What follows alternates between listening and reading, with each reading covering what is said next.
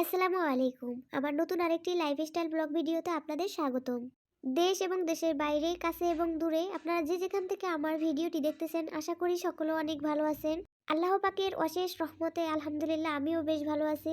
কোন কাপড়ে আমি হাতের কাজ করি, কত টাকা গজ, কোথায় পাওয়া যায়, এই সবই আজকের ভিডিওতে আপনাদের সাথে আমি শেয়ার করব। আশা করি ভিডিওটি আপনাদের কাছে ভালো লাগবে, তাই স্কিপ না করে আপনারা সম্পূর্ণ ভিডিওটি দেখবেন। ফজরের নামাজের পর ছাদে একটু হাঁটতে আসলাম। যেহেতু ছাদে আসলাম তাই ভাবলাম আজকের ব্লগটি এখন থেকেই শুরু করি। বাইরে হালকা কুয়াশা পড়েছে, শীতের পোশাক পরিনি তাই একটু একটু ঠান্ডাই লাগতেছে। অনেকক্ষণ হয়ে গেল ছাদে এসেছি, হুমায়রা একা একা ঘুমাচ্ছে, এখন আমি রুমে চলে যাব। জানালা দরজা খোলা হয়নি তাই রুম অন্ধকার হয়ে আছে। বাইরে রোদ উঠে গেছে, ঘর দেখুন এখনো অন্ধকার হয়ে আছে। জানালা দরজা না খুললে বোঝার কোনো উপায় নেই যে সকাল হয়েছে।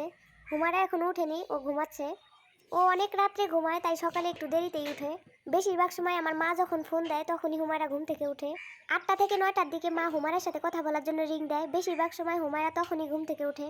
ও যেহেতু ঘুমাচ্ছে তাই ভাবলাম এই ফাঁকে আমি কিছু কাজ করে নেই। কালকে রাত্রে জামাতে ছাপ দেওয়ার জন্য টেসিন পেপারে কিছু ডিজাইন এঁকে নিয়েছিলাম। সেই ডিজাইনগুলো ফুটো করা হয়নি তাই ভাবলাম বসে বসে এখন ফুটো করে নেই। এই যে এই ডিজাইনটি আমি কালকে রাত্রে এঁকে নিয়েছিলাম, এখন আমি ডিজাইনটি ফুটো করে নিব। আমি সুই দিয়েই সবসময় টেসিন পেপারগুলো ফুটো করি, আপনারা চাইলে হিজাব পিন ব্যবহার করতে পারেন। আপনারা যদি টেসিন পেপার ফুটো করতে চান অবশ্যই নিচে নরম কিছু রেখে ফুটো করবেন। আমি বালিশ নিয়ে নিয়েছি, আপনারা চাইলে অন্য কিছুও ব্যবহার করতে পারেন। এভাবে করে দাগ বরাবর সম্পূর্ণ ডিজাইনটি আমি ফুটো করে নিব। এই যে টেসিন পেপারগুলি আমার ফুটো করা হয়ে গেছে। গলার ডিজাইন, নিচের ডিজাইন সবগুলোই আমি একইভাবে ফুটো করে নিয়েছি। এই ডিজাইনগুলো ফুটো করতে আমার অনেকটা সময় চলে গেছে, প্রায় 1-1.5 ঘন্টা সময় আমি এই ডিজাইনগুলো ফুটো করেছি। এর ভিতরে আমাদের খাওয়া দাওয়া হয়ে গেছে, হুমায়রা এখনো খায়নি তাই ওকে আমি এখন খাইয়ে নিব। আজকে সকালে ফুলকপি, মাছ, একটু মুরগির মাংস রান্না করেছিলাম, তাই দিয়ে হুমায়রাকে খাইয়ে নিচ্ছি। খাওয়ানো শেষ হলে কিছু কাপড় ভিজিয়ে রেখেছি আমি, ওগুলা ধুইতে হবে। আজকে বিকালে আমি বাজারে যাব, সেই সাথে আপনাদের সাথে আমি শেয়ার করব আমি কোন কাপড়ে হাতের কাজ করি, কত টাকা দাম, কোথায় পাওয়া যায়।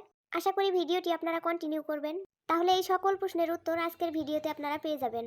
হুমায়রা একটু পর পরই শুধু পানি খাচ্ছিল। বাচ্চাদের মাছ দিয়ে ভাত খাওয়ানো কি যে এক ঝামেলা আপনাদের বলে বোঝাতে পারবো না। কাটা এত বাছাবাছির পরও সেদিন হুমায়রার গলায় কাটা বেঁধে গিয়েছিল, কিন্তু আল্লাহর কাছে হাজার শুক্রিয়া সেদিন কাটাটা বেশিক্ষণ থাকেনি, কিছুক্ষণ পরে একাই চলে গেছে।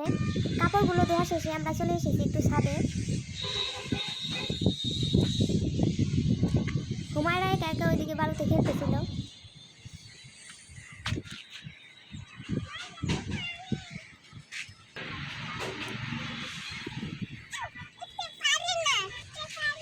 উঠতে পারো না? স্যান্ডেল খুলে ওঠো তাহলে উঠতে পারবা।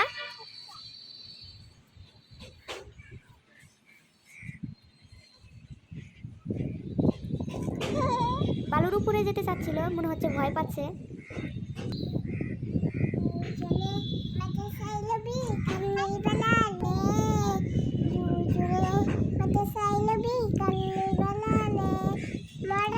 ও একা একা গজল গাওয়ার চেষ্টা করতেছিল, দোজাহানের বাচ্চা নবী কামলিওয়ালারে। খুব মজা লাগে। কোথায় পানি? ওইদিকে পানি। উপরে ওঠো, আরো উপরে ওঠো, আরো উপরে ওঠো। হ্যাঁ, ওইদিকে গেলে পড়ে যাবা। ভয় পাও তুমি? পড়বা না, ওঠো।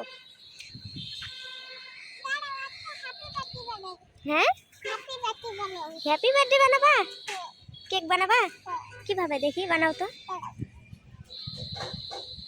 ছাদে এসেও অনেকক্ষণ ধরে এইভাবে খেলতেছিল, তাই ভাবলাম এগুলো আপনাদের সাথে একটু শেয়ার করি।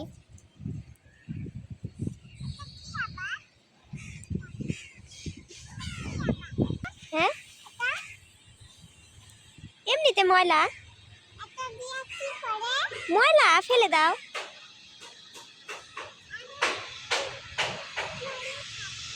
চলো এখন চলে যাই। মনি, হুমায়রা আসো। এখন আমি এই ড্রেসগুলি ছাপ দেব। কিভাবে আমি ড্রেসগুলি ছাপ দেই তাই ভাবলাম আপনাদের সাথে একটু শেয়ার করি।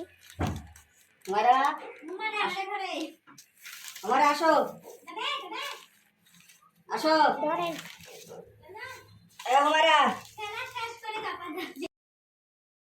আমরা যে বাসায় থাকি এর পাশেই আরেক ভাবি আছে। হুমায়রা সবসময় ওই ভাবিদের বাসায় খেলে।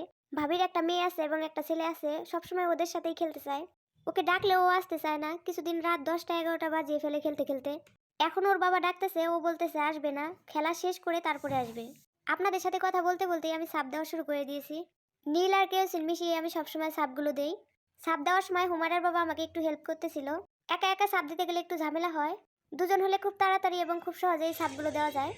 সাপ দেওয়া হয়ে গেছে, এখন কাপড়গুলো আমি একটু রোদ্রে দিয়েছি। সাপ দেওয়ার পরে কাপড়গুলো একটু রোদ্রে দিলে ভালো হয়। সকালের কাপড়গুলো এখন মনে হয় শুকিয়ে গেছে, এগুলো নিয়ে এখন রুমে চলে যাব। হুমারার বাবা গেল আসরের নামাজ পড়তে, আমাকে নামাজ পড়ে রেডি হতে বললো। আসরের নামাজের পরে আমরা যাব একটু বাজারে।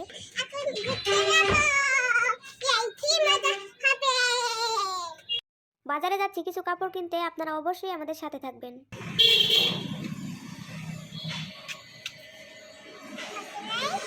আমি ভিডিও করতেছিলাম, হুমারা তাকায় আছে আর শুধু হাসতেছে। কোথাও ঘুরতে যাওয়ার কথা শুনলে হুমারা এত খুশি হয় যা বলার মতো না। হুমারা শুধু ক্যামেরার দিকেই তাকায় আছে আর হাসতেছে। চলে আসলাম কাপড়ের দোকানে। আমরা যে কাপড়গুলো এখন দেখতেছি এই কাপড়গুলোতেই মূলত আমি হাতের কাজগুলো করি। এই কাপড়গুলোর নাম হচ্ছে প্রাইড।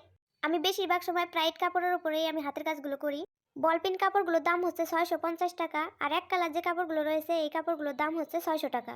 এক কালার কাপড়ের চাইতে বলপিন কাপড়গুলোর দাম একটু বেশি হয়। এই কাপড়গুলোতে 6 গজ পরিমাণে কাপড় থাকে, যা দিয়ে একটি জামা আর একটি ওড়না তৈরি করতে পারবেন। এবার বলি এই কাপড়গুলি আপনারা কোথায় পাবেন। রাজশাহীর আশেপাশে যারা থাকেন তারা রাজশাহী প্রাইড শোরুম থেকে এই কাপড়গুলো নিতে পারবেন। আপনারা যারা দূরে থাকেন অবশ্যই কোনো কাপড়ের দোকানে গিয়ে আপনাদের খোঁজ নিতে হবে প্রাইড কটন কাপড় আছে কিনা।